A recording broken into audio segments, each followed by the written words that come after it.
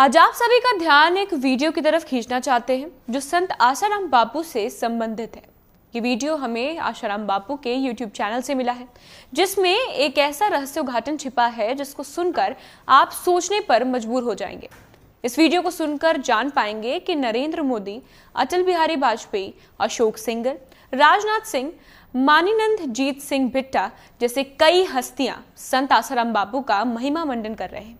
वहीं दूसरी ओर संत आसाराम बापू हिंदू धर्म को बचाने के लिए अपने प्राणों का बलिदान करने की बात कर रहे हैं, आदिवासियों के धर्मांतरण को रोकने की बात कर रहे हैं, भारत के टुकड़े होने से रोकने की बात कर रहे हैं, हिंदुओं के एकजुट होने की बात कर रहे हैं और साथ ही भारत को हिंदू राष्ट्र बनाने का संकल्प लेने की बात कर रहे हैं और कह रहे हैं कि इस सरकार में नहीं तो आने वाली सरकारों में ऐसा जरूर होगा।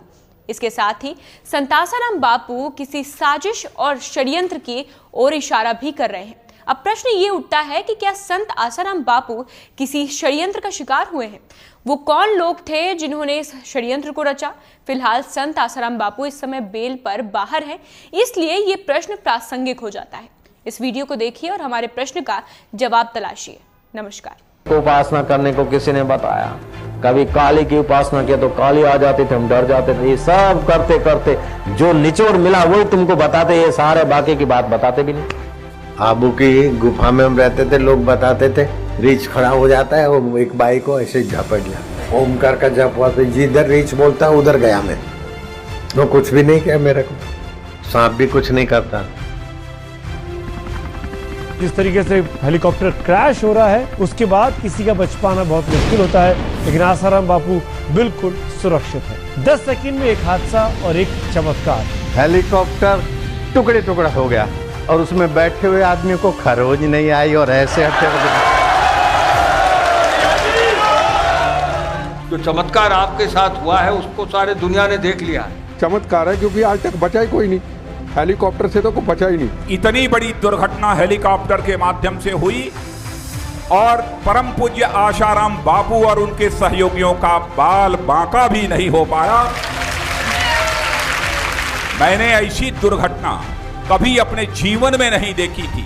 मैं जानता हूं इस सच्चाई को, चाहे इस भारत का कोई सीएम क्यों न हो, चाहे भारत का कोई पीएम क्यों न हो, पूरी पार्टी के द्वारा यदि उनकी कोई सार्वजनिक सभा आयोजित करनी हो तब भी इतना बड़ा जनसमूह इकट्ठा नहीं किया जा सकता जितना बड़ा जनसमूह आज परम पूज्य आसाराम बापू के दर्शन के लिए यहाँ पर अपनी आंखों के सामने देख रहा हूँ।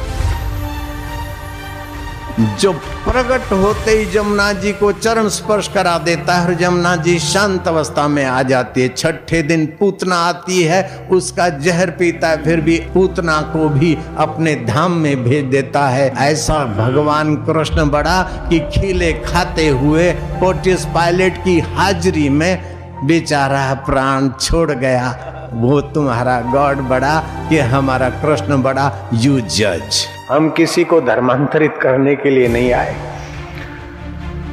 लेकिन जो धर्मांतरित हो गए प्रलोभनों से या इधर उधर किसी षड्यंत्रों के शिकार बन गए और वो घर वापस आते हैं, तो तुम्हें आनंदित होना चाहिए, तभी तुम्हारा भारतवासी कहलाने का अधिकार बनता है।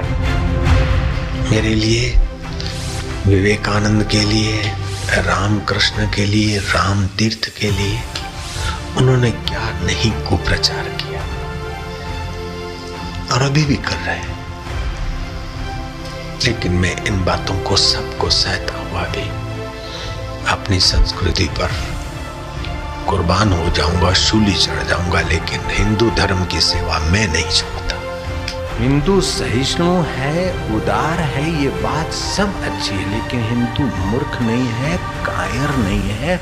और जब जब इस संस्कृति पर आक्रमण हुए हैं तब तब जैसे समुद्र की लहर पीछे लौट जाती है और जब आती है तो और वेग से आती है, ये भारत की लहर फिर वेग से आने वाली है। भारतीय संस्कृति की रक्षा करना तुम्हारा हमारा सभी का कर्तव्य है कि नहीं है? पूज्य बापू जी सारे देश में भ्रमण करके जागरण का शंखनाद कर रहे हैं, अच्छे में और बुरे में भेद करना सिखा रहे हैं। हमारी जो प्राचीन धरोहर थी और जिसे हम भूलने का, लगभग भूलने का पाप कर बैठे थे, उस धरोहर को फिर हमारी आंखों के आगे रखा। तो अपने अपने इलाकों में सावधान रहो। आपके हिंदू भाइयों को, भोलों को लोग भी धर्मी बना दे, फिर उनके बच्चे तुम्हारे दुश्मन हो जाएंगे। इन लोगों की चाल है कि देश में टुकड़े टुकड़े करा देना। हमारा देश अखंड रहेगा, क्यों नहीं रहेगा? हम लोग मिलकर एक दूसरे को ज्ञान के रास्ते ले जाएंगे, एक दूसरे को मदद करेंगे, एक दूसरे को बचाएंगे, अखंड रखेंगे अपने देश को। क्यों टुकड़ा टुकड़ा होने देंगे हम? किसी से मिलने या बातचीत करने के लिए शंकराचार्य को रोकना और उनको चारों तरफ घेरे में बनाए रखना, मानसिक त्रास देना, ये उनकी पीड़ा उनकी नहीं रही। सारे हृदय पीड़ित हैं। અને 21મી સદીના આરંભમાં આપ જુઓ, એવું તે શું કારણ છે કે લાખોની મેદની ગાંડી થાય છે।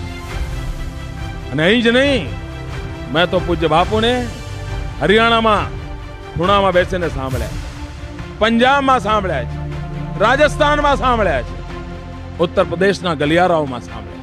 સમગ્ર રાષ્ટ્રમાં એક નવી ચેતના જાગી છે। સામૂહિક સત્સંગ एनो एक नवो प्रवास शुरू करो। मल्ल नाम दिया मैंने इनको। मोदी मल का है। मल्ल मतलब मजबूत, मजबूत हो मतलब कुछ न कुछ बोझा रखने का इरादा है। भारत विश्व का गुरु था, अब थोड़ा भूल गए। फिर से भारत को विश्व गुरु बनाने का हमारा स्वप्न आज नहीं तो कल साकार होके रहेगा, उसको कोई रोक नहीं सकता। विश्व मानव की पीड़ा हरने वाला भारत को बनाना है और बनेगा। एक सरकार नहीं बनेगी तो दूसरी तीसरी। संतों का संकल्प है, आज नहीं तो कल होके रहेगा। भारत कोई सदा के लिए शोषित होगा क्या? जिन्होंने भी गीता पढ़ी है और भारतीय संस्कृति का अध्ययन किया है, उन्होंने हृदय पूर्वक इस भारतीय संस्कृति का गुणगान किया है। तुम गर्व करो कि हम भारतवासी हैं। लोग बोलते अंग्रेजी भाषा बहुत बढ़िया है। अरे इस भाषा से ज्यादा कोई रद्दी भाषा ही नहीं है। मैकालेन की शिक्षण पद्धति के कारण हम हिंदुस्तानी होते हुए भी दिल दिमाग गुलामी से भरा हुआ है। गुलामी की जंजीरों को तोड़ो। अपने देश की भाषा, अपनी संस्कृति की रक्षा आप नहीं करोगे तो क्या आपके दुश्मन करेंगे? अब सभी भारत के हितैषियों को एकजुट होना पड़ेगा। आपसी भले कोई मतभेद हो, लेकिन संस्कृति की रक्षा में हम सब एक हो जाए।